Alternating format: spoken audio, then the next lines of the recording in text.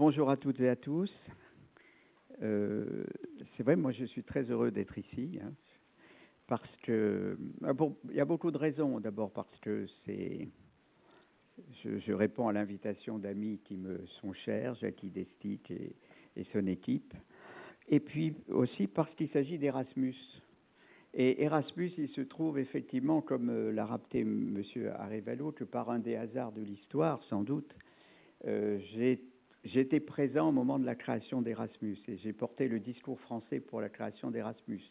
Ça ne me rajeunit pas, je suis d'accord, mais en même temps, c'est quand même très agréable de pouvoir aujourd'hui constater ce qu'est devenu ce programme Erasmus, qui, je puis vous assurer, à l'époque, nous avait valu bien des sarcasmes et bien des rires en nous disant « ça ne marchera jamais ». Quelle était l'idée qu'on avait voulu faire? On était en gros 3 ou 4. Hein. Il y avait le maître d'œuvre, et je tiens à le rappeler parce que nos amis italiens sont là, c'est quelqu'un qui s'appelle Domenico Lenartuzzi et qui est un Italien et qui était à l'époque le directeur de la commission chargée de l'éducation et de l'enseignement supérieur. Et c'est lui qui vraiment a porté ce dossier-là. Et je tiens à lui rendre hommage au nom de tous les enfants de tout Erasmus que nous sommes tous maintenant. Et si je puis ajouter aussi que la situation des personnes handicapées, des élèves, des étudiants en situation de handicap n'a jamais été oubliée, c'est parce que dès le départ, il y a eu des programmes pour faciliter la mobilité des étudiants en situation de handicap. Je rappellerai aussi simplement que Domenico Lenartuzzi était lui-même une personne handicapée. Et c'est une chose qui, je crois, est importante. Et c'est pour cela que moi, je suis vraiment très heureux d'être avec vous aujourd'hui et de saluer finalement l'un des premiers, sinon le premier, projet Erasmus qui concerne véritablement l'éducation inclusive. Et je crois que nous sommes peut-être à l'aube de quelque chose de plus important et qu'il va certainement avoir des conséquences intéressantes. En tout cas, ce que nous avons entendu ce matin nous montre que tout cela est bien parti et qu'il y a beaucoup d'ambition derrière les projets. Merci à ceux qui nous les ont décrits ce matin. Et moi, je leur souhaite vraiment toute la réussite. Et en tout cas, je pense que nous serons nombreux à être attentifs à la réussite du projet. Donc, Erasmus et ensuite l'éducation inclusive. L'éducation inclusive, c'est un sujet qui, j'allais dire, nous dépasse tous. Et c'est peut-être un petit peu de cela qu'il m'a été demandé de vous entretenir aujourd'hui. Alors, je vous dirai d'abord, si vous voulez bien, quelques généralités donc, sur l'éducation inclusive. Pourquoi est-ce qu'on en est arrivé là?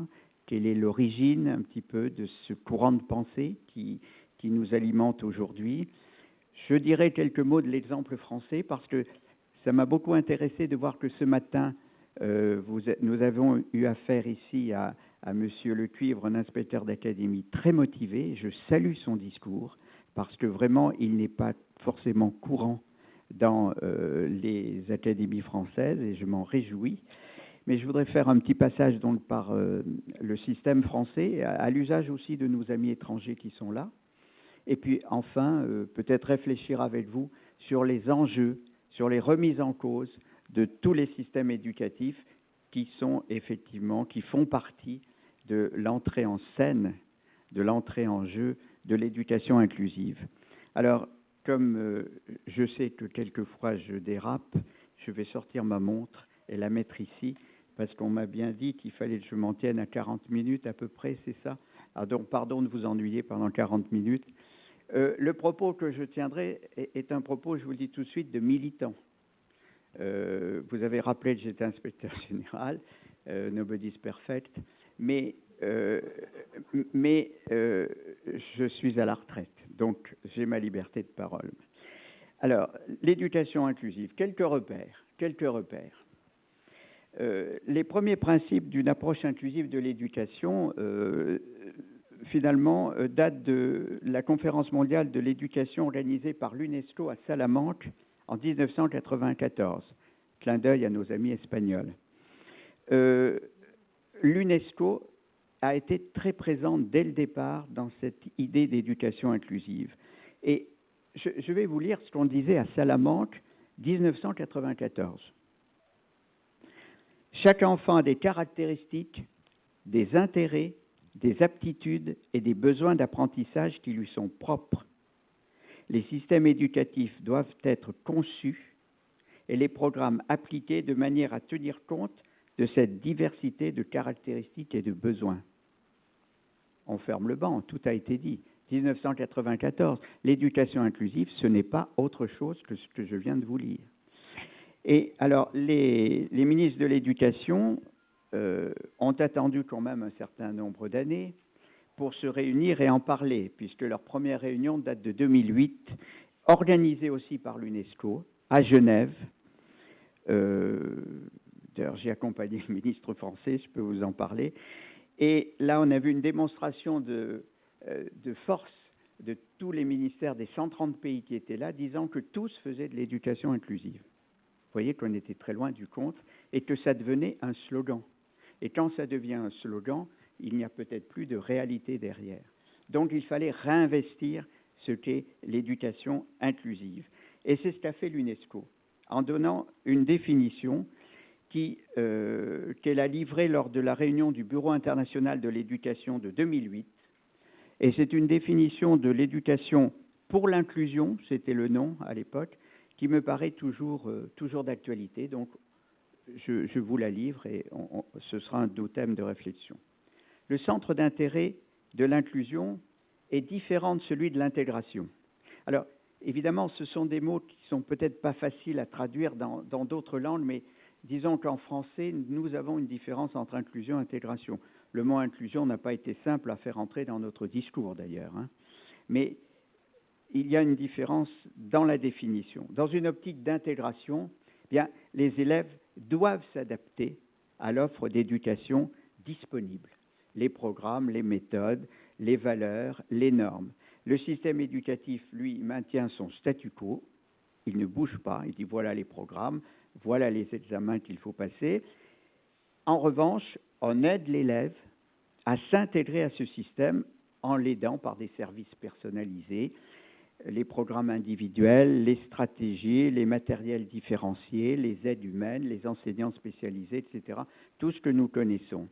Mais ce qui est clair, c'est que les objectifs et les moyens du système éducatif ne sont pas modifiés, mais restent en l'état. Dans le cas de l'inclusion, on est justement dans une perspective inverse.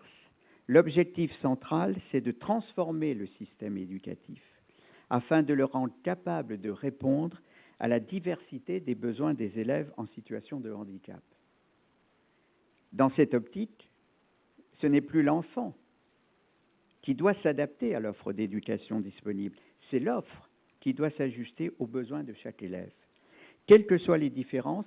Et alors là, on élargit le spectre. Il y a bien entendu les enfants en situation de handicap, mais aussi les enfants qui ont des différences dues à l'origine sociale, à l'origine culturelle, ethnique, à toutes les caractéristiques individuelles qui leur sont propres. Et c'est ce qu'on a bien vu ce matin, parce que beaucoup de projets d'éducation inclusive qui nous ont été présentés ce matin ne concernaient pas seulement des élèves en situation de handicap. Il y avait aussi des élèves qui avaient par exemple des besoins linguistiques particuliers. Donc, dans l'inclusion, vous voyez que l'élément important, ce n'est pas tellement l'individualisation de l'offre, c'est capital, mais ce qui est important, c'est la diversification de l'offre. C'est la capacité du système à offrir une offre diversifiée. Et l'offre éducative, donc, tient compte d'entrée de jeu de la diversité des besoins de tous. Alors, pour aller vite, qu'est-ce qui caractérise une approche inclusive? C'est donc, pour l'essentiel, c'est la prise en compte, d'abord, des différences. Moi, je vais vous en donner 4 caractéristiques. La prise en compte des différences. Dans la perspective de l'éducation inclusive, les différences sont considérées comme inhérentes à la nature humaine. Je crois que c'est ça le point de base. Chaque enfant est unique et inimitable. Et ces différences sont considérées comme une chance pour enrichir les processus d'apprentissage, à condition, bien entendu, que les processus d'apprentissage sachent s'adapter au cas de l'élève. Donc, elles font partie du processus éducatif pour tous, très important. Deuxième caractéristique, c'est que, vous voyez, c'est que l'offre doit être souple, la souplesse de l'offre. Pour garantir la pertinence de l'éducation, l'offre éducative, le curriculum sont les programmes, hein, en gros, et l'enseignement doivent avoir la souplesse nécessaire pour s'ajuster aux besoins et aux caractéristiques des élèves, mais d'une manière souple, c'est-à-dire qui est capable de s'adapter au fur et à mesure du processus d'apprentissage. Et tout cela, c'est bien entendu de la responsabilité du système éducatif dans son ensemble, pas seulement de l'instituteur ou du professeur ou professeur des écoles dans sa classe. Donc, il doit y avoir toute une complicité autour de cet acte d'enseignement. Troisième caractéristique, le caractère permanent du processus. C'est un processus qui n'est jamais complètement achevé. Dans l'éducation inclusive, on ne dit pas l'élève sait faire ça, on s'arrête et on passe à autre chose. Ce n'est pas possible. Les institutions doivent en permanence réviser leurs valeurs, leur organisation et leurs pratiques éducatives afin d'identifier et de réduire tous les écueils qui peuvent se présenter successivement pour rendre difficile l'apprentissage de l'élève. Le parcours personnel de l'élève est en constante demande d'ajustement. C'est ça qu'une caractéristique de l'éducation inclusive. Et donc, le contexte de l'éducation doit suivre cette évolution.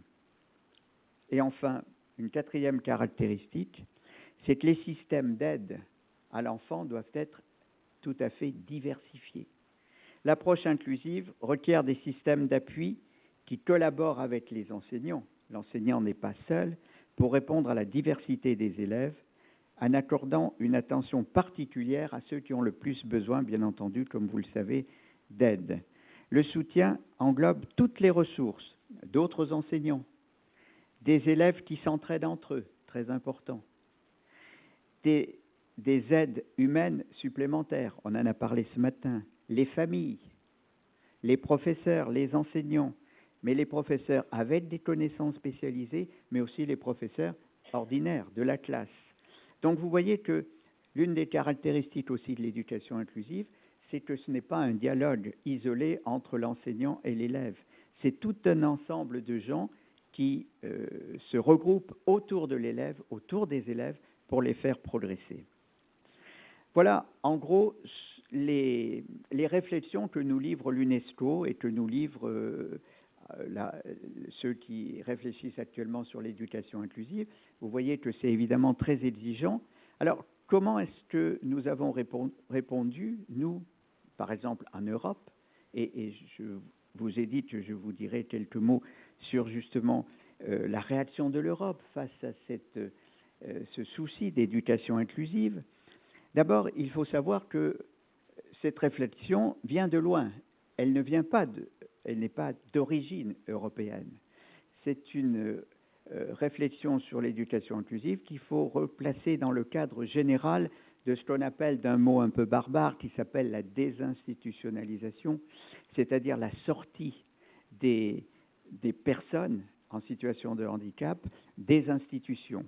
Alors vous savez qu'il y a en gros deux origines à cette désinstitutionnalisation. Je vais très vite, parce que c'est un petit peu en marge de notre sujet, mais c'est un petit peu l'origine de la démarche que nous avons aujourd'hui. C'est d'abord le mouvement de l'independent living qui est né aux États-Unis dans les années 70 et qui est une prise en charge par les personnes handicapées elles-mêmes sur la base de recherches qui étaient menées dans des universités américaines, la prise en charge de leur propre autonomie.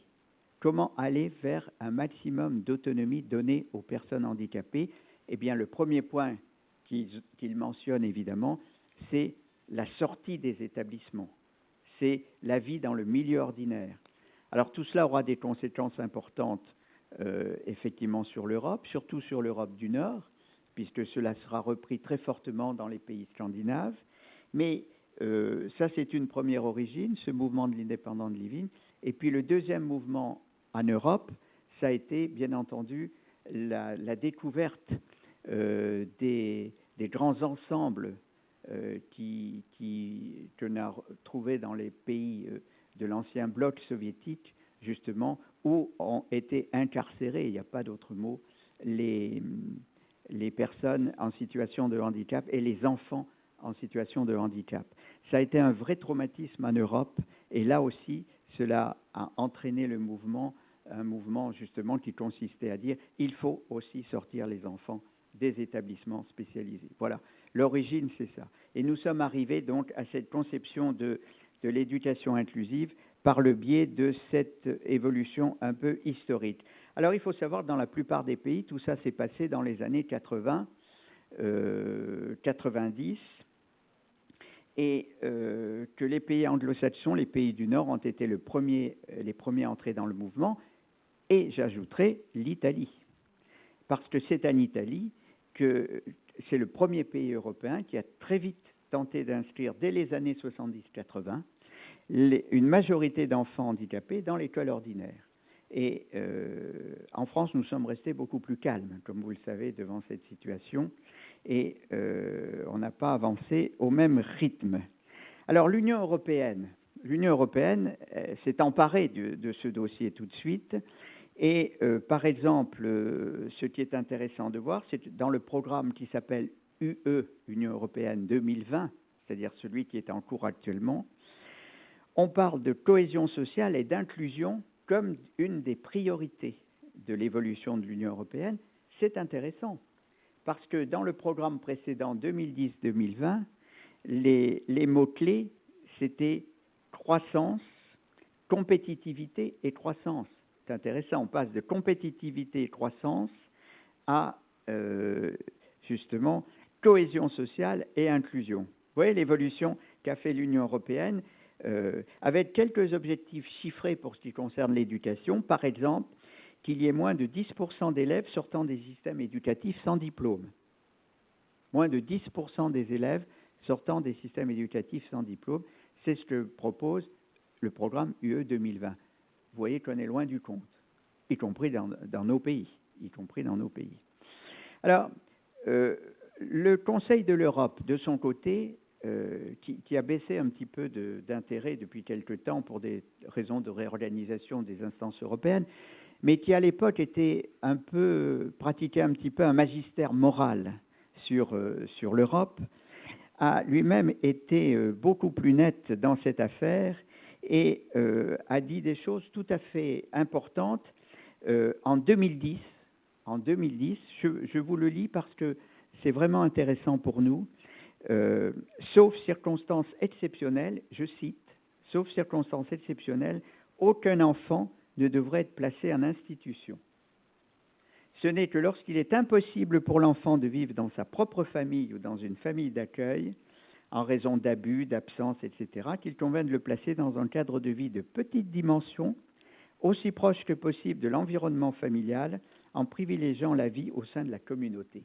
C'est intéressant, cet avis du Conseil de l'Europe, parce qu'il est effectivement il est vraiment dans la ligne de ce que nous souhaitons faire avec l'éducation inclusive. Et il précise par la suite, je cite aussi, il invite les pays à élaborer un cadre politique et juridique pour faciliter le développement de l'éducation inclusive et accorder la préférence aux pratiques inclusives en matière de politique de l'éducation, y compris en réorganisant les systèmes et les infrastructures. Vous voyez que l'ambition ne manquait pas. On est en 2010. Autre événement très important pour l'éducation inclusive, je dirais même déterminant, c'est la signature, la ratification par l'Union européenne et par la plupart des pays de l'Union européenne. Je crois que tout le monde a ratifié cette convention. C'est la ratification de la Convention des Nations Unies relative aux droits des personnes handicapées. Elle a été élaborée en 2006, ratifiée par la France, par l'Union européenne en 2010, et l'ensemble des pays européens. L'Irlande est le seul pays à ne pas l'avoir ratifiée, mais pour d'excellentes raisons, c'est parce qu'ils veulent se mettre en conformité avant de ratifier. C'est bien. En France, on n'a pas fait ça. On a ratifié, puis après on regarde. Alors, cette ratification est importante. C'est une approche par les droits. C'est-à-dire que ça change le regard qu'on porte sur le handicap. Il ne s'agit pas d'aider, il ne s'agit pas de favoriser des gens, etc. Non, il s'agit d'appliquer des droits. La Convention des Nations Unies n'apporte aucun droit nouveau. Elle dit simplement les droits de l'homme, tous les droits de l'homme s'appliquent aux personnes handicapées. Et les droits de l'homme, eh bien, ça dit des choses très claires sur l'éducation, et c'est l'article 24 de la Convention des Nations Unies relative aux droits des personnes handicapées. Ce n'est qu'un rappel, mais c'est un rappel qu'il n'est pas inutile de faire. Je vous le lis, il est simple. Les États doivent veiller à ce que les personnes handicapées ne soient pas exclues sur le fondement de leur handicap du système d'enseignement général et à ce que les enfants handicapés ne soient pas exclus sur le fondement de leur handicap de l'enseignement primaire gratuit, obligatoire et de l'enseignement secondaire. Voilà. Les personnes handicapées doivent, sur la base de l'égalité avec les autres, avoir accès à un enseignement primaire inclusif, de qualité, gratuit et à l'enseignement secondaire. La position de la Convention des Nations Unies est claire. Je vous signale que les États qui l'ont ratifiée s'engagent à la mettre en œuvre. Et elle pose très bien que l'enseignement des élèves handicapés doit se faire dans les structures ordinaires. On est bien dans de l'inclusion, dans de l'éducation inclusive, c'est-à-dire qui se passe dans les écoles ordinaires. Et cela, évidemment, remet en cause énormément d'organisations, y compris nous. Ce matin, on avait de très beaux exemples, par exemple de Niemeux, etc. Cela nous amène à réfléchir à ces établissements spécialisés et à leur devenir éventuel. Donc voilà, la voie est donc ouverte. La voie était donc ouverte, à la fois par les réflexions qui se menaient au niveau européen, au niveau international, pour aboutir à une éducation inclusive. Alors, si on vient sur le cas de la France, on va aller assez vite, puisque ce matin, notre ami, inspecteur d'académie qui était là, l'a très bien dit, je ne reviendrai pas trop là-dessus. Mais la loi du 11 février 2005, finalement, ouvrait la voie, d'une certaine façon, à cette évolution, puisqu'elle posait, et il l'a rappelé, je ne reviens pas là-dessus, l'idée de l'accessibilité. Et donc, il faut à la fois apporter de la compensation et de l'accessibilité. Bon, cela a été dit ce matin, je n'y reviens pas.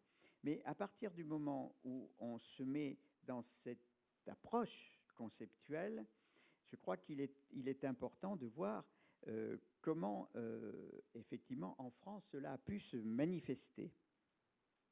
Le changement est profond, évidemment, par rapport à notre système. Et c'est un petit peu la réflexion que je voudrais en 2 minutes mener avec vous. Notre système éducatif, on l'a vu ce matin par ce qui nous a été dit, n'est pas fermé à cette approche de l'éducation inclusive. Les parcours personnalisés, l'aide individualisée, l'accompagnement par les AVS, la création des CLIS, des ULIS maintenant, le socle commun de connaissances et de compétences aussi, c'est une évolution tout à fait favorable vers l'évaluation par les compétences. Et on commence maintenant à conduire des enfants qui étaient en établissement spécialisé vers les écoles ordinaires. Tout cela est positif. Mais, et les chiffres d'ailleurs attestent ces progrès. Mais on a l'impression, et c'était encore souligné ce matin, que tout cela relève finalement d'une pratique de remédiation et de la mise en place de dispositifs. Elles ne sont pas l'émanation, et c'est le progrès qui nous reste à faire. Et peut-être est-ce le progrès qui reste à faire dans vos pays aussi, amis étrangers qui êtes là. Elles ne sont pas l'émanation d'un principe directeur du système. C'est-à-dire que tant que la démarche inclusive n'est pas affichée comme le principe directeur du développement de l'école, elle reste l'objet d'initiatives expérimentales qui sont liées à des personnes à des responsables qui ont envie de le faire, à des équipes d'enseignants particulièrement convaincus et motivés. Mais ce qui est important pour arriver vraiment à une éducation inclusive, c'est que ce soit l'ensemble du système éducatif qui soit irrigué par l'esprit de l'inclusion. Et d'où, dans notre système, mais peut-être est-ce encore le cas dans le vôtre, chers amis étrangers, les situations restent très inégalement réparties d'une académie à l'autre, parce qu'elles dépendent des volontés des personnes, d'un établissement à l'autre, d'un département à l'autre. Et j'ai vu le cas où le départ, par exemple, à la retraite d'un responsable, mettait en péril tout un processus qui avait été élaboré dans certains établissements. Donc, on voit bien que on est en train d'élaborer des expériences, on est en train d'avancer, mais il nous manque effectivement cette volonté qui pourtant s'exprime dans d'autres pays, hein, les pays nordiques, mais aussi l'Italie, le Portugal. Et on voit qu'on a le soutien des organisations multilatérales. J'ai parlé de l'UNESCO, les Nations Unies, l'OCDE aussi pousse beaucoup à l'éducation inclusive. Alors, notre système, lui, reste un petit peu rétif pour le moment à entrer délibérément dans cette voie de l'éducation inclusive. Alors, il y a des raisons à cela. On peut en passer en revue quelques-unes, rapidement. D'abord, sur le fond. Je crois que pour un système éducatif comme le nôtre, il s'agit bien, avec l'approche inclusive, de former un individu, un enfant identifié dans ses particularités et ses différences, et de mettre le système au service de cet individu. Or, notre système éducatif repose depuis l'origine peut-être sur une autre idée. Cette idée, c'est que lui, il lui revient de former collectivement une cohorte d'individus pour en distinguer ceux qui vont sans doute être les meilleurs. Ce qui compte, c'est l'égalité de traitement et fondement de ce qu'on a pu en France d'ailleurs appeler, je vous donne l'expression, l'élitisme républicain que nous connaissons tous.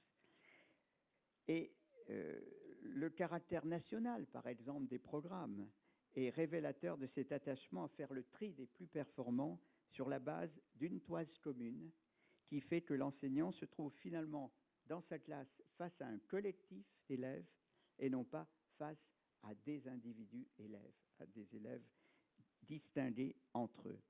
Voilà pourquoi la diversité, qui est aujourd'hui la grande caractéristique des établissements, des populations scolaires de nos établissements, peine à être prise en compte. Et l'école, donc, qui devient ce creuset fondamental de plus en plus, ou devrait justement se former notre société, a du mal à y répondre. Le fondement, je l'ai dit, sur le fond, c'est vrai, parce que notre système est encore un peu fondé sur l'idée qu'il faut arriver à sortir les meilleurs. Rappelons-nous, hein, c'est de l'histoire très simple que nous connaissons tous, l'origine de notre système scolaire, c'était bien la volonté, après la Révolution, de former très vite des cadres pour la nation. On en est un petit peu resté là. Regardons en France, nous avons encore, je dis ça pour les Français qui sont là, nous avons encore des classes préparatoires, nous avons encore ce qu'on appelle des grandes écoles. Tout ça, c'est pour former très vite une élite. Je crois qu'il y a justement un changement. On a dit ce matin le mot de paradigme. Il faut qu'on change effectivement ce paradigme. Et cela nous amène à poser toute une série d'interrogations. Le même enseignement pour tous, tel que nous le pratiquons, permet-il de satisfaire les besoins de chacun? Ça, nous en sommes là. Et le traitement égalitaire qui est le nôtre, est-il exclusif du souci d'inclusion? Est-ce qu'on ne peut pas justement, en d'autres termes, le dire? Est-ce que l'équité trouve-t-elle son compte dans l'égalité de traitement? C'est cela la question qui est posée à notre système en France. Voilà. Je m'arrête pour le cas de la France, on en a parlé ce matin, mais je crois qu'il est bon de nous poser ces questions-là. Et cela renvoie à un certain nombre d'interrogations, un certain nombre de questions que je crois nous partageons tous par rapport à l'éducation inclusive. Je voudrais en lister quelques-unes avec vous. D'abord, une interrogation vis-à-vis de la référence à la norme. L'éducation inclusive pose en principe la prise en charge de la diversité et le recours au parcours personnalisé, nous l'avons vu. C'est une notion qui interroge la norme. Qu'est-ce qu'on appelle, c'est une notion redoutable, qu'est-ce qu'on appelle par exemple en France, quand on dit, voilà, c'est un étudiant, il est moyen. Il a la moyenne. Tout ça, c'est une norme, c'est l'image d'une norme. Et notre système, il fait, nous en France en tout cas, une référence majeure. Je ne sais pas ce qu'il en est dans les autres, j'ai quand même une petite idée, il faut en passer pour là. On peut poser la question. L'enseignant dit, ah, cet élève, il est moyen. Alors, qui dit ça? L'enseignant moyen, par exemple? Vous voyez, ça mérite réflexion. On dit aussi que l'enfant n'est pas à l'heure. N'est pas à l'heure, c'est par rapport à quoi? Qu'est-ce que cela veut dire pour un élève qui a des besoins particuliers? Je crois que ce débat sur la notion de norme, nous le faisons, bien entendu. Il y a des recherches très intéressantes là-dessus, des articles. Je pense à un article de Marie Verhoeven qui était très bien là-dessus, parce que derrière cette idée de norme, bien sûr, on l'a évoqué ce matin, se dégage l'idée de ce qu'on appelle dans le jargon européen l'employabilité de la personne, l'intégration sociale, son anticipation vers des études supérieures. Mais on voit bien, si vous voulez, que dans cette norme, il y a une interrogation sous-jacente que, appliquée à une personne, qu'elle est difficilement, cette norme, conciliable avec une approche fondée sur le respect de la diversité et du parcours personnel. D'ailleurs, c'est intéressant de voir que cette référence à la norme pose des problèmes à notre système éducatif, je dirais dans les deux sens. C'est-à-dire à la fois pour les enfants qui ont des difficultés, parce que peut-être ils ont des problèmes, des déficiences quelque part, mais aussi pour ceux qui seraient ce qu'on appelle des élèves à potentiel élevé. C'est-à-dire qu'on n'arrive pas non plus en France à vraiment prendre en charge ces enfants-là. Combien en connaissons-nous les uns et les autres qui sont des enfants totalement brimés, justement parce qu'on n'arrive pas à assumer cette potentialité qu'ils ont. C'est-à-dire qu'on a des difficultés à la fois à prendre en charge ceux qu'il faudrait relever et ceux qu'il faudrait justement aider à continuer à progresser. Et ceci est bien mis en valeur dans les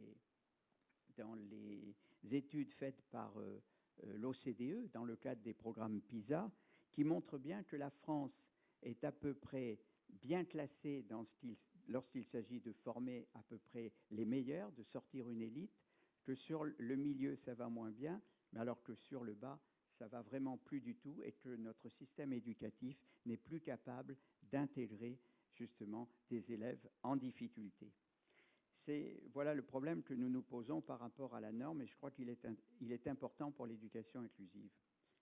Autre question que pose l'éducation inclusive, c'est une interrogation aussi vis-à-vis de l'image de soi, de la construction de soi-même. À travers l'expérience inclusive, il s'agit de faire du temps d'apprentissage une expérience positive pour l'enfant. Il ne faut pas lui faire perdre confiance en lui, au contraire, cette expérience doit lui apporter une confiance supplémentaire. Et ce thème de la confiance en soi apportée à l'enfant, à mon avis, c'est un vrai thème du projet éducatif que nous avons en France, projet éducatif républicain, celui de la construction de la personnalité, de l'identité et de l'autonomie du citoyen. Un citoyen autonome, c'est quelqu'un qui a confiance en lui. Et ce thème est valorisé dans l'approche inclusive. Mais regardez comme il interroge notre système éducatif, et je pense que c'est le cas dans la plupart des autres. Énoncer une appréciation motivée sur un parcours personnel, c'est intéressant, plutôt que noter, enregistrer simplement un écart, en plus ou en moins, par rapport à une norme. Je reviens à ce que je disais tout à l'heure. Et tout ça peut faire de l'élève un acteur de sa propre formation, lui prêter considération pour ce qu'il est, et non pas pour ce qu'on voudrait qu'il soit, mettre en évidence ce qu'il sait faire, et le lui faire savoir. Ça peut lui donner l'assurance nécessaire pour aller plus loin, et c'est un des fondements, à mon avis, de l'éducation inclusive. Il ne s'agit pas de bien former les gens, il faut aussi leur faire savoir qu'ils ont leur place dans la société parce qu'ils sont bien formés. J'ai une petite citation d'Albert Einstein. J'aime bien citer Albert Einstein, et qui dit une chose très juste. C'est idiot de dire qu'un poisson ne peut pas grimper à un arbre. Il faut dire qu'il sait parfaitement nager. Eh bien, nous n'arrêtons pas de dire à nos élèves poissons que nous avons dans notre aquarium qu'ils ne savent pas grimper aux arbres. C'est ça. Et l'éducation inclusive doit nous apprendre à ne plus dire ça. Et j'aime bien cette citation que vous connaissiez sans doute, oui. Shakespeare lui disait « Les êtres qui portent en eux les stigmates de leurs défauts, fut-il unique, pour toi faut-il que toutes leurs autres vertus en soient obscurcies dans le regard d'autrui. » Ça, vous le trouvez dans Hamlet, que vous connaissez par cœur, bien sûr. Alors, on ne pratique plus le bonnet d'âne, hein, c'est interdit. Mais est-ce qu'on ne fait pas pire, quelquefois? Interrogeons-nous. Moi, dans certains États des États-Unis, alors, les États-Unis, bon, on ne va pas en parler, mais dans certains États des États-Unis, vous savez que l'enseignant n'a pas le droit de porter un jugement négatif sur un élève du primaire. Il n'a pas le droit, c'est interdit. On peut le citer en justice s'il porte un jugement négatif. Bon, je ne dis pas qu'il faut aller là, mais ça peut nous donner quand même une idée, parce que, d'une manière générale, je pense que les enfants américains sont assez plus sûrs d'eux que les enfants que nous formons, nous. Il y a peut-être quelque chose à chercher ici. Troisième interrogation, l'échec scolaire, vis-à-vis de l'échec scolaire. Je dois dire que l'éducation inclusive nous interroge beaucoup sur notre pratique de lutte contre l'échec scolaire. Et d'ailleurs, moi, j'ai vécu un moment très fort, à un moment donné, sur l'échec scolaire, dont je vous fais part. On recevait, je fais référence à l'inspection générale, pardon, on recevait nos collègues finlandais. C'est qu'en Finlande, ils n'ont pas d'inspection générale, ce qui explique peut-être. Bon. Mais on parlait de l'échec scolaire. Et l'échec scolaire, nous partons dans la discussion, et pour nous, Français, l'échec scolaire, c'était l'échec de l'enfant dans la classe. Mais pas du tout. On a passé une demi-heure à ne pas se comprendre. Pour eux, l'échec scolaire, c'était l'échec du système scolaire à intégrer l'enfant, à faire progresser l'enfant. C'est intéressant. C'est intéressant dans une perspective d'éducation inclusive, bien entendu, c'est la deuxième optique qu'il faut regarder. Notre façon de procéder, très souvent, dans nos systèmes éducatifs, alors pardon de généraliser, mais je crois qu'on n'en est pas loin les uns et les autres, je grossis le trait, et c'est forcément caricatural, mais on laisse l'enfant s'enferrer dans les difficultés, et puis on met en place un dispositif de remédiation. C'est un peu comme ça qu'on pratique la plupart du temps. Eh bien, la pratique du redoublement, c'est typique. C'est typique. Vous n'avez pas aimé ce qu'on vous a donné une année, ben on va vous en redonner la même chose une autre année. Quand on y réfléchit, c'est aberrant. D'ailleurs, il y a quelque chose qui avait été très troublant, en particulier, à un moment donné, je prends un exemple français. Dans l'Académie de Versailles, un nouveau recteur arrive et s'aperçoit qu'il y a 18% de redoublement dans l'Académie de Versailles, qui est une énorme académie. C'est inouï, 18%. D'abord, ça coûte très cher, hein, en termes à l'État. Et il décide, il prend une plume, il écrit « L'année prochaine, je veux 12% de redoublement ». Bon, tout le monde dit « C'est idiot, ça ne se décide pas comme ça ». L'année d'après, il y a eu 12% de redoublement. Ça voulait bien dire que c'était des redoublements de confort dans beaucoup de cas. Mais de confort pour qui? Pas pour l'élève, pour les enseignants. Je vous le dis, hein, c'est comme ça. Donc, il faut regarder ça de très près. Vous savez que dans l'enquête PISA dont je faisais part tout à l'heure, de l'OCDE, ce qui nous plombe complètement, puisqu'on est dans les 30e à peu près, hein, c'est précisément le taux très élevé de redoublement en France. Bon, j'arrête de prendre l'exemple français. Donc, l'approche exclusive sur l'échec scolaire nous invite à la réflexion. Comment substituer une culture de l'attention, de l'intervention permanente portée à l'élève, à une culture du dispositif de remédiation. Et l'échec scolaire, dans une perspective d'éducation inclusive, il peut être dû à deux choses, soit une mauvaise évaluation des objectifs à atteindre par l'élève, et soit une mauvaise évaluation des besoins particuliers de l'élève et à la non mise à sa disposition des adaptations pédagogiques qui lui seraient nécessaires. Dans l'éducation inclusive, le concept d'échec scolaire renvoie bien à l'échec de l'institution et non pas à l'échec de l'élève. Je grossis le trait, mais on doit toujours garder ça dans la tête. Quand un élève est un échec, se demander pourquoi il est un échec et regarder en quoi le système est responsable.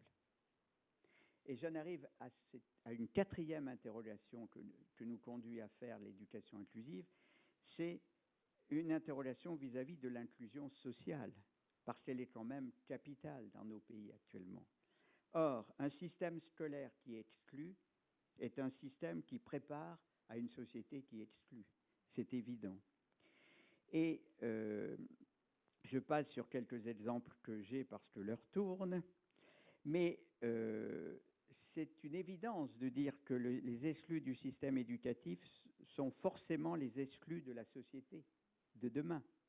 Le nombre d'élèves qui quittent l'école prématurément s'est élevé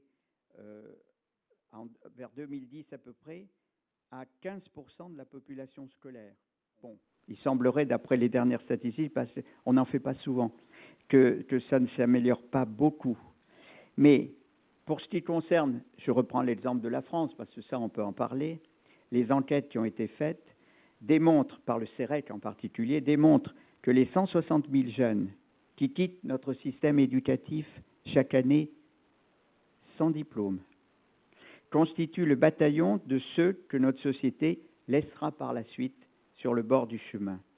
Et on sait le coût du traitement social de cette population devenue adulte, parce que de toute façon, il sera supérieur à celui qui aura entraîné sa prise en charge précoce. Et c'est là, quand on voit beaucoup d'arguments, et vous en entendrez des arguments, contre l'éducation inclusive qui disent « mais l'éducation inclusive, ça coûte cher, il faut faire de l'éducation rapprochée de l'élève, il faut plus de professeurs. » Oui, il faut plus d'enseignants, il faut des enseignants mieux formés, et quand il faut un enseignant pour 2, 3, 4 élèves, eh bien, il faut les mettre. Il y a des pays qui le font, les pays nordiques le font, justement. Alors, quand on vous dit que ça coûte plus cher et que ce n'est pas envisageable, je crois que là, il y a un argument de poids. D'abord, rien n'est prouvé que ce soit plus cher. Il y a des études de l'OCDE qui sont là-dessus, qui peuvent faire changer d'opinion. Mais ce qui est sûr, en tout cas, c'est que l'abandon des enfants en difficulté par le système scolaire, lui, a un coût, et un coût considérable pour la société. On se préoccupe beaucoup du coût de l'éducation, mais malheureusement, on ne se préoccupe pas assez du coût de la non-éducation pour nos sociétés. Et sans parler d'ailleurs, je parle du coût économique, mais de l'exorbitant coût humain qui l'accompagne, et sur lequel il n'est pas nécessaire que je revienne. Une récente étude, justement, qui fait un petit peu peur, mais elle nous vient des États-Unis, alors peut-être que ça va évoluer aux États-Unis aussi, mais dans 20 ans, elle est très récente, qui nous disait que dans 20 ans, les gens qui s'intéressent à la pédagogie estiment qu'il y aura à peu près pratiquement 40% de la population scolaire qui sera à besoins spécifiques aux États-Unis. C'est un chiffre qui fait un peu peur. Alors, ils incluent certainement beaucoup d'enfants, mais je crois que c'est un chiffre que nous devons considérer parce que vous êtes sensibles, je pense, comme nous le sommes, comme moi je le suis, tout de même à la montée du nombre d'enfants qui ont besoin d'une aide particulière de plus en plus dans notre société. Je vois à travers l'association, par exemple, on voit bien la montée du handicap psychique, par exemple, dans la société, qui est énorme. Cinquième interrogation, remise en cause de notre système, celui de la formation des personnels enseignants, d'encadrement et d'accompagnement en général. Une approche inclusive implique une évolution des comportements pédagogiques et des objectifs d'évaluation, on l'a dit, et d'éducation. La formation doit donc le prendre en compte. Il faut, et ça a été rappelé ce matin à plusieurs reprises, il est important qu'il y ait des enseignants spécialisés dans l'accueil des enfants à besoins particuliers. Il est important que les élèves en situation de handicap bénéficient du soutien d'un auxiliaire formé. Il est important qu'il y ait des chercheurs qui aident à tirer des enseignements concrets des avancées réalisées dans le secteur des sciences cognitives. Il faut que de plus en plus on arrive à déceler les handicaps le plus tôt possible, mais il est tout aussi capital que ce soit l'ensemble des enseignants qui soient informés et formés à l'accueil dans leur classe des élèves en situation de handicap, au même titre que doivent l'être les personnels d'inspection, d'orientation, d'encadrement et d'accompagnement. C'est l'ensemble des personnels d'un établissement qui doit être formé. Et je pense à la formation initiale et à la formation continue.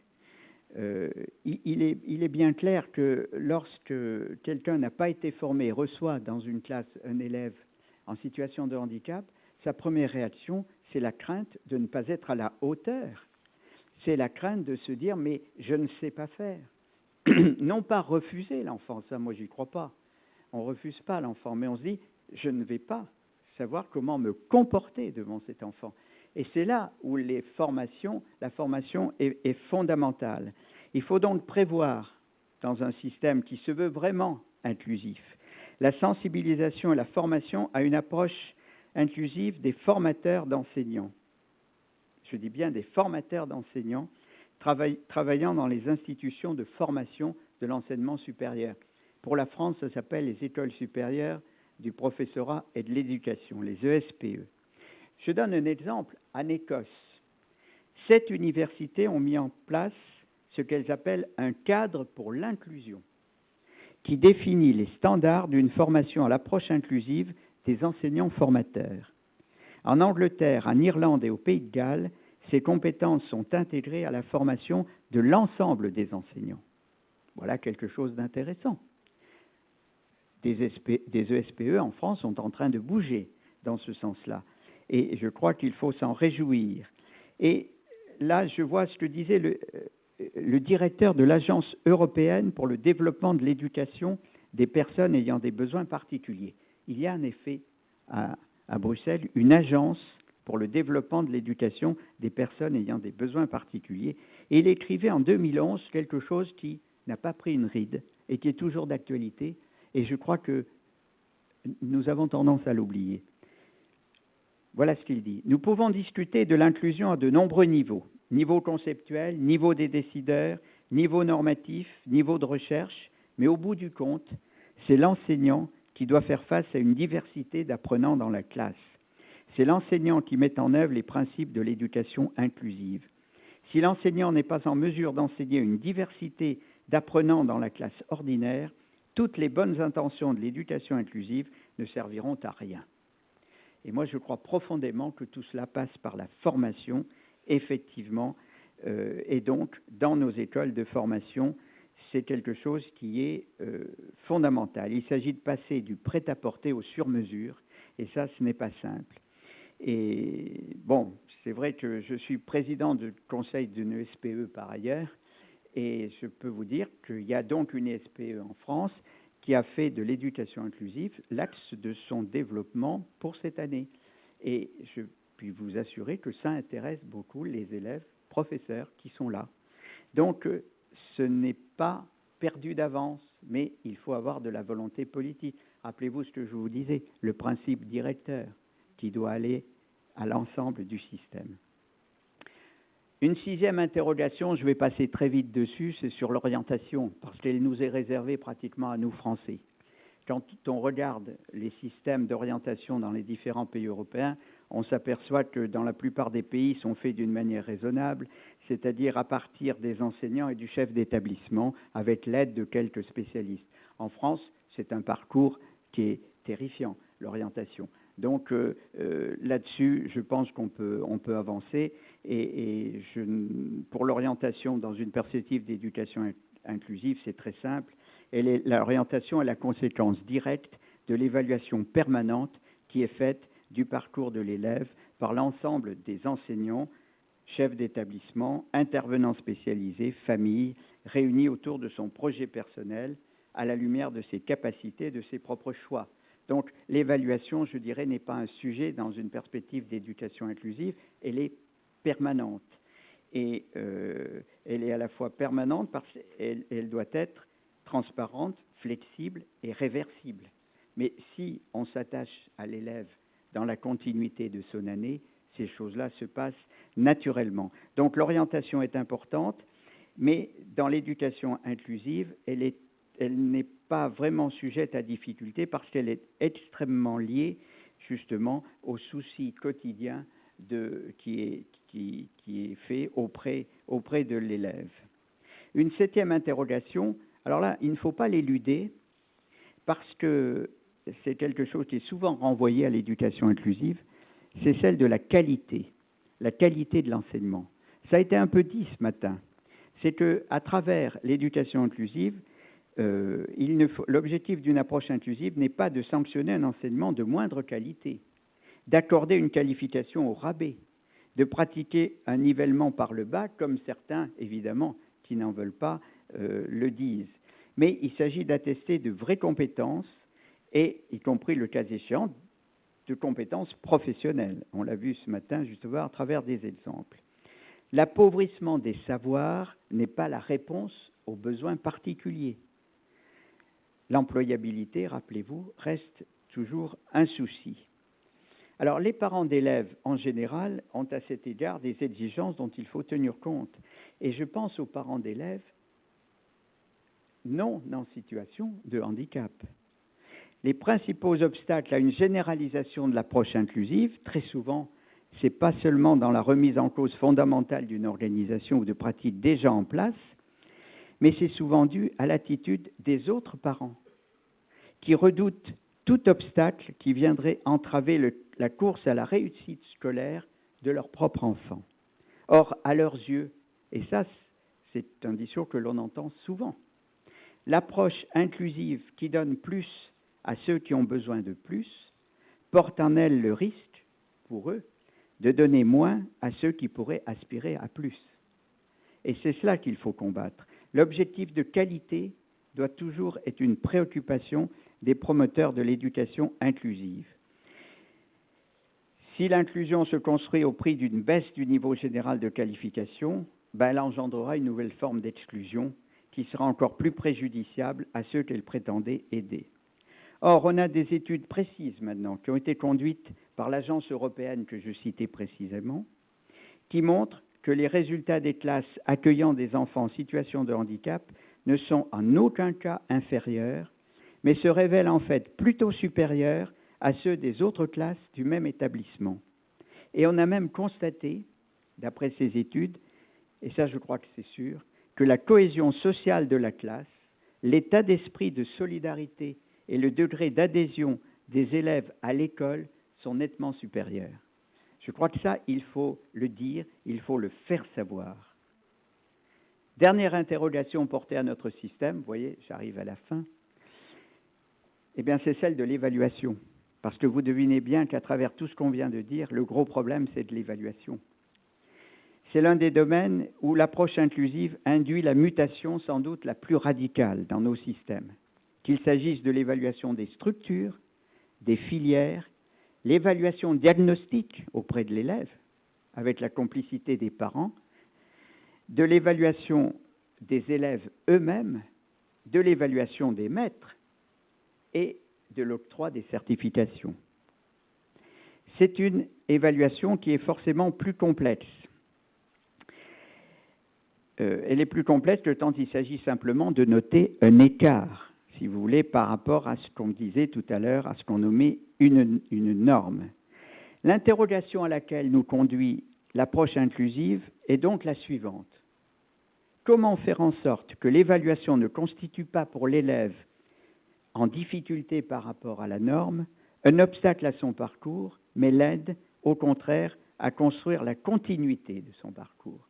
Et c'est ça la difficulté que nous devons affronter.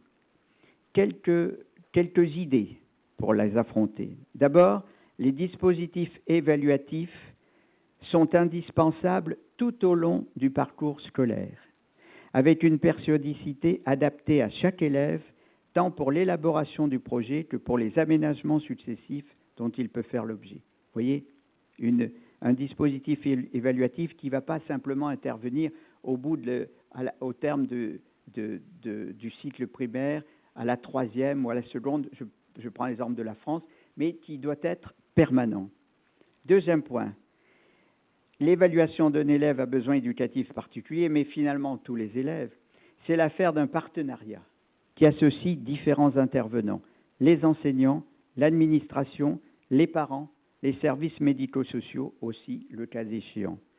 Cette phase d'évaluation est capitale. Elle détermine la progression des objectifs et les éléments de compensation à mettre en place, la longueur des cycles du parcours à envisager. L'environnement familial et professionnel de l'enfant doit concourir à cette phase d'évaluation, comme avec l'évaluation permanente des acquis et de la progression du processus d'inclusion. Oui, c'est une grande exigence. L'évaluation est une grande exigence dans l'éducation inclusive. On a tout de même avancé. Dans l'enseignement professionnel en France n'est pas loin de ce type d'évaluation. L'éducation physique et sportive non plus. On a avancé. Mais la question, une fois qu'on a fait ce type d'évaluation, c'est qu'est-ce qu'on en fait? Est-ce que notre système scolaire est en mesure d'offrir toutes les possibilités et ouvertures propres à adapter les parcours et répondre aux besoins des élèves en fonction de cette évaluation? Parce que pour le moment, si on arrive à faire cette évaluation, bien, la question que nous devons nous poser, que nous pose l'éducation inclusive, c'est qu'est-ce qu'on en fait? Et ça, c'est encore un pas important qui reste à faire. Ce n'est pas une simple vérification de conformité à une norme. Elle a l'ambition, l'évaluation, dans un contexte inclusif, d'être un instrument pour construire des parcours d'apprentissage et développer progressivement des savoirs et savoir-faire. Elle nous conduit donc à une relecture des référentiels d'évaluation, de façon à hiérarchiser les priorités ou même à ne plus mettre la même hiérarchie de priorités qu'avant, de façon à mettre en place des médiations pédagogiques et les outils de compensation nécessaires. Alors, je vous passe aussi, parce que ça c'est simple, ça a été évoqué ce matin, sur les conditions d'amélioration des examens, des concours, enfin de ces choses-là, pour les adapter aux élèves qui ont des besoins particuliers. Cela va de soi, on essaie déjà de le pratiquer, je pense, dans la plupart des pays, avec plus ou moins de succès, mais ça c'est un des points qui, dans l'ensemble des systèmes éducatifs européens, semble déjà avoir trouvé un début de solution. Donc vous voyez que cette réflexion sur l'évaluation va très loin, parce qu'au fond, elle est un petit peu, comme on le disait au début, comme je le disais au début, sur la réflexion de fond qu'elle implique sur notre système éducatif. Elle pose une réflexion de fond sur les méthodes d'évaluation que nous utilisons dans nos propres systèmes. Et ce n'est pas simple à résoudre. Faire de l'évaluation un instrument pour baliser et favoriser un parcours personnel de construction d'apprentissage. C'est pas simple. C'est pas simple. En droit, on parle de la présomption d'innocence. Avec l'éducation inclusive, on pose le principe de la présomption de capacité. Eh bien, comment ceci peut-il s'analyser et comment peut-on le rendre dans une évaluation? Sachant que cette adaptation pédagogique, nous devons partir du principe, avec l'éducation inclusive, qu'elle est toujours possible. Pour conclure, parce qu'il faut conclure, je crois on pourrait élargir le débat. L'école, finalement, agit un petit peu comme une métaphore de la société. Quand on regarde nos différents pays, c'est bien un peu ce qui se passe. À cet égard, je crois, la mutation qui s'impose aujourd'hui à notre école, à travers l'éducation inclusive, s'impose aussi à notre société. L'approche inclusive nous convie à une réflexion sur nos principes fondateurs, nous l'avons vu. Elle nous invite à une réflexion sur les valeurs auxquelles nous sommes attachés et sur la meilleure façon de les promouvoir au sein des mutations qui sont celles de notre monde actuel. Je crois que je n'ai pas besoin de faire un dessin pour vous dire que nous sommes dans un monde en pleine mutation. Et ces mutations pour l'école, c'est la massification des enfants, l'accueil d'enfants aux caractéristiques personnelles totalement hétérogènes dans une même classe. Ça ne s'est jamais produit comme ça se produit maintenant, il faut le savoir. Moi, quand j'étais élève, la classe, on avait beau être 50, on était 50 homogènes. On était les mêmes. On pensait que l'école était utile et on pensait qu'elle allait nous apporter du travail. Hein. Maintenant, devant une classe même de 25, il y a 25 personnalités différentes, 25 cultures différentes, 25 approches de la vie différentes. Et c'est cela que nous avons à résoudre. Je crois que l'éducation inclusive, elle apporte ce type de solution. Il nous faut une approche globale pour prendre en charge une génération dans sa totalité, avec ses lignes de force et ses points de vulnérabilité. Et parce que c'est par les points de vulnérabilité, comme par exemple le sont les enfants en situation de handicap, qu'une société progresse. Qu'elle soit capable d'assumer les inévitables inégalités de départ, c'est bien ça très souvent, qu'elles soient d'origine sociale, économique, culturelle, ou dues à une déficience physique, psychique ou intellectuelle, pour donner du sens dans une démarche commune. Je crois que c'est ça l'objet de l'éducation inclusive.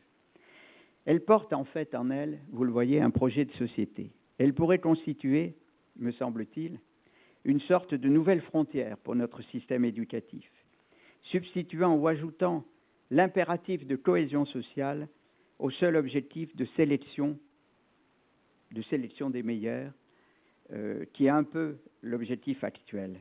Je crois qu'il ne faut pas craindre ce genre d'utopie, parce que c'est une utopie, hein, ça a été dit plusieurs fois, mais d'abord on ne vit bien qu'à partir des utopies, et puis moi je voudrais la comparer à celle qui a vu un ministre en France, alors je reviens à la France, un ministre de la fin du 19e siècle qui a imposé en France une école laïque obligatoire dans chaque commune de France. Ça, c'était une sacrée utopie aussi. Eh bien, le mot de refondation de l'école de la République, qui est le mot qu'on utilise actuellement, qui est celui de la loi de 2013, pourrait, me semble-t-il, trouver tout son sens. Quand on le compare à ce projet du 19e siècle qu'on a eu, bien, ça me paraît une utopie quelquefois bien raisonnable compte tenu de l'évolution de notre société. Merci.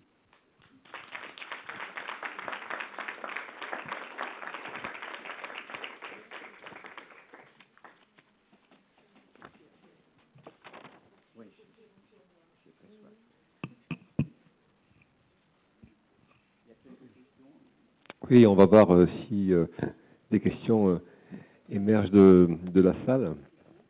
Alors, pour ma part, je me fais faire un bond dans le passé, puisque je me souviens, moi, lorsqu'on passait en sixième, il y avait les sixièmes 1, sixième 2, qui étaient les moyens, les sixièmes 3, et puis après, vous aviez, qui étaient les passables, puis après, vous avez les sixièmes transition. Hein, sixième transition qui étaient les élèves en situation d'échec, hein, et ils étaient d'ailleurs parqués dans une cour, hein, qui était à l'extérieur du collège. Et donc si vous rapprochiez de la sixième 2C, ça commençait à brûler un petit peu pour vous, hein, parce que la classe après c'était la cour planquée derrière le collège. Donc comment ? Voilà. Alors effectivement, quoi, tant mieux si tout ça a changé. Alors, moi j'aimerais, pour introduire les questions, poser une question qui est un peu provocante, quoi. Aujourd'hui, c'est vrai que vous avez parlé de désinstitutionnalisation. C'est vrai que pour ma part, j'ai aussi connu des institutions qui généralement étaient aussi organisées ou implantées dans des endroits très reculés, des anciens châteaux, des anciens, en tout cas des donations qui avaient été faites. Et donc, lorsqu'on avait 6 ans et qu'on avait quelques neurones en moins, eh bien, automatiquement se retrouver dans ce château, quelque part perdu dans la campagne, en internat de semaine, donc arraché à ses parents, parce que effectivement, c'était la seule solution. Alors, effectivement, aujourd'hui, on désinstitutionnalise, donc effectivement, on change change de modèle, de paradigme, quoi. Mais au fond, est-ce que l'éducation nationale aujourd'hui n'est pas bâtie sur ces mêmes organisations, avec sans doute une organisation centrale et des autonomies limitées dans les collèges et écoles. Donc au fond, est-ce que ce changement de paradigme, il ne devrait pas concerner aussi dans son organisation l'éducation nationale? Question piège, bien entendu. Alors, je vais d'abord vous répondre sur la désinstitutionnalisation, parce que il ne faut pas en faire un slogan non plus. Je crois qu'il faut raison garder. Je vous donne mon sentiment personnel. La notion de désinstitutionnalisation a été utile à une époque où il fallait faire prendre conscience aux gens qu'il y avait peut-être d'autres façons d'éduquer que de prendre en charge, pardon pour prendre en charge, mais c'est le seul mot qui me vient à l'esprit, les personnes en situation de handicap, en les mettant dans des établissements séparés, à part, etc. Je crois qu'à travers ce mouvement de désinstitutionnalisation, on a compris qu'en fait, les personnes en situation de handicap aspiraient elles-mêmes à une certaine autonomie, à une qualité de vie, et elles aspiraient à vivre comme tout le monde. Et je crois que ça, c'est très positif. Mais il ne faut pas aller d'un extrême à l'autre. Je veux dire, il est bien évident qu'il y a des formes de polyhandicap pour qui être mis dans le milieu ordinaire, c'est une forme de maltraitance. Et nous en avons tous l'expérience, je veux dire, de cela. Je veux dire, nos amis italiens qui sont allés très loin dans l'ouverture des personnes handicapées, enfin dans l'accueil dans les établissements ordinaires, eux-mêmes ont fait des études et se sont aperçus qu'il y avait des limites à ne pas franchir. Donc, moi, ce à quoi je crois beaucoup, c'est que tous les enfants, dans le principe, doivent aller à l'école ordinaire la plus proche de leur domicile. Là, c'est la loi de 2005. Mais il y a des cas pour lesquels ça va être un passage de quelques heures. Pour d'autres, ça va être 2 ou 3 jours. Je crois que ce qu'il faut, c'est savoir s'adapter. Et il y en a même pour qui c'est l'enseignement qui vient à elle. Vous le savez, vous connaissez les CESAD, vous connaissez tout cela. Donc, moi, je crois qu'il faut vraiment raison garder. La désinstitutionnalisation, c'est une tendance qu'il faut bien garder dans l'esprit parce que c'est là-dessus qu'il faut tendre à cela. Mais il y a des cas, bien entendu, où cela peut constituer, comme je disais, une maltraitance. Et ben justement, c'est la limite raisonnable qu'il faut savoir aller. Je pense que les extrêmes ne sont jamais les bonnes solutions, et pas seulement pour ça. Mais c'est tout de même, vous voyez, et je le dis parce que je sais qu'il y a des tendances en Europe actuellement à dire, mais par exemple en France, on nous reproche beaucoup d'avoir encore des institutions scolaires, des IME, des choses comme ça. Il y a des pays européens qui veulent nous citer à cause de ça en disant vous n'êtes pas dans la ligne de la Convention des Nations Unies. Or, quand on lit la Convention des Nations Unies, c'est vrai que tous les enfants devraient être dans le milieu scolaire, mais ce que je lis aussi dans la Convention des Nations Unies, c'est que ce qui compte, c'est l'autonomie et le libre choix de la personne. Et moi, je connais des tas de gens qui sont, par exemple, dans un ESAT, qui travaillent dans un ESAT, et quand on leur propose d'aller travailler dans un milieu ordinaire, ben, ils disent non. Moi, j'ai mon confort, j'ai mes amis, j'ai mon habitude de vie dans l'ESAT. Est-ce qu'on va les contraindre à sortir de l'ESAT pour aller dans une usine où ils risquent d'être vraiment dans un état de traumatisme pour eux? Moi, je n'en suis pas convaincu. Encore une fois, je vous livre mon sentiment personnel. Hein, c'est pas, je ne sais pas s'il y a une doctrine d'ailleurs là-dessus, mais quand on nous met devant la Cour de justice européenne en nous disant « vous avez encore des ESAT, c'est pas normal, tout le monde devrait travailler dans le milieu ordinaire », moi, je dis attention, pas forcément. Si vous faites ça, il y a des tas de gens qui actuellement accèdent à un travail, si humble soit-il, mais qui les motive et qui fait d'eux des êtres contents d'eux-mêmes, fiers d'être dans une société. Ceux-là n'auraient plus accès du tout à du travail. Ils seraient chez eux à regarder la télévision toute la journée. Moi, je crois qu'il faut bien réfléchir à ça. C'est la réponse que je vous fais sur la désinstitutionnalisation. Elle est personnelle. Oui, alors je vais passer le micro à personne qui souhaite intervenir. Xavier. Excusez-moi, moi je voudrais revenir un petit peu, on parle de désinstitutionnalisation. L'éducation nationale est une institution. Oui. Est-ce que les établissements sont des institutions? Ça, c'est la première question que je voudrais poser. En même temps, vous parliez un petit peu de l'Europe. La perception et la vision de l'Europe, se recentre sur l'individu et elle remet en cause le collectif. Pourquoi pas, hein, mais c'est essentiellement autour d'une perception, une vision de l'individu en tant qu'individu sur lequel doit se construire un projet qui remet en cause, en effet, les perceptions d'une vision ou d'une approche collective qui ont été mises en place au travers d'établissements, me semble-t-il. Je note parce que vous avez deux questions en fait. Sur la première, sur l'éducation nationale, institution, oui, c'est une institution, honorable institution. Et les établissements sont des établissements, ce sont des institutions, mais ce n'est pas du même ordre. C'est pas du même ordre. C'est des institutions qui concernent toute la société, qui ne concernent pas seulement un groupe, une communauté dans la société. Ils ne sont pas réservés aux personnes handicapées. Tout le monde peut y aller. Donc c'est une autre catégorie d'institutions. Mais en revanche, sur votre question, c'est une bonne question parce que ce qui se passe actuellement sur la désinstitutionnalisation, c'est clair, c'est quand même une tendance anglo-saxonne forte. C'est-à-dire, c'est l'individu par rapport au collectif. Quand on voit que la désinstitutionnalisation est véhiculée par des réflexions qui naissent aux États-Unis, passent par les pays nordiques, par la Grande-Bretagne, pour arriver en Europe, on voit bien que c'est le même courant, je dirais, de libéralisme économique qu'il y a dans l'Union européenne, qui véhicule ces idées-là. Mais ces idées sont reprises. Et l'idée de l'autonomie de la personne en situation de handicap est tout de même nettement reprise aussi dans notre pays. Mais vous avez raison sur l'héritage. Nous sommes dans des pays, on le voit bien quand on regarde la carte des pays qui ont gardé des institutions où il y a des personnes handicapées, justement. On voit bien, ce sont en gros des pays du Sud. En gros, il y a deux conceptions. Il y a une conception anglo-saxonne, des pays nordiques, qui ont, c'est l'habeas corpus, si vous voulez, c'est une vision plus libérale de la personne, plus unique, l'individu qui compte. Et chez nous, ça a plutôt été la collectivité. En France, par exemple, ce sont les familles.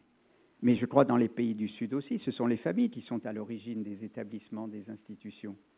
Et alors que, regardez par exemple, dans les pays nordiques actuellement, l'idée c'est, pays nordiques et puis il y en a d'autres, hein, l'idée c'est la solvabilisation des personnes handicapées. C'est-à-dire qu'on dit, on ne s'occupe pas d'établissements, de services, etc. On leur donne les moyens d'acheter les services.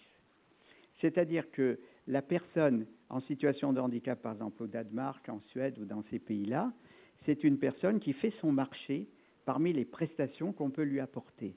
Et elle est employeur. Elle est employeur.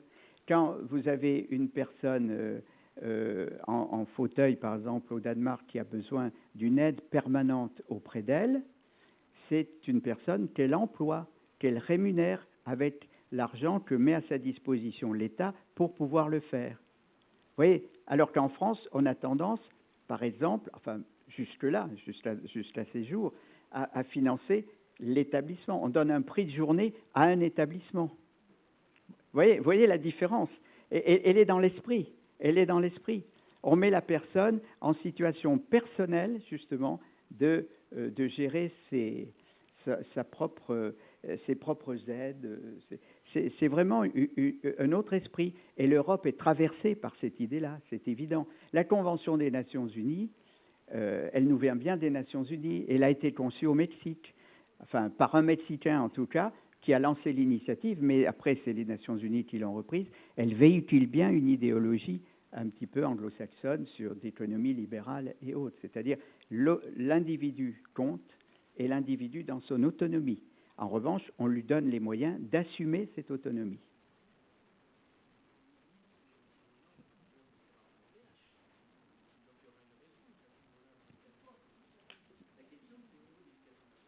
Oui.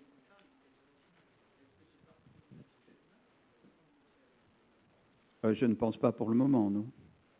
Non. Non. Enfin, moi, ça ne m'apparaît pas. Mais Oui, parce que je crois que tu faisais référence à aujourd'hui dans le médico-social, dans le social, on a cette logique de parcours qui est en train de s'installer. oui. Alors, dans le médico-social, voilà. c'est clair que ça va nous arriver. Hein. C'est en train d'arriver. Les nouvelles façons de financer le handicap sont clairement orientées dans ce sens-là. Oui. C'est-à-dire qu'on ne va plus, ça va plus être le prix de journée, mais ça va être simplement l'étude des besoins de la personne et on va lui donner les moyens de solvabiliser ses besoins. Voilà. Je pense qu'on va vers ce Oui, système-là. c'est dans les tuyaux. C'est dans les tuyaux. D'autres questions, d'autres réactions?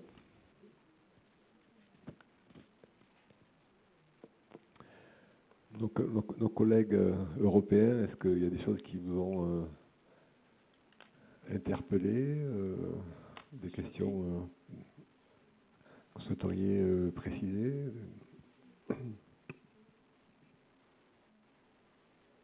Non, ça va. Bon, en tout cas, Bien. Ben, merci. merci beaucoup.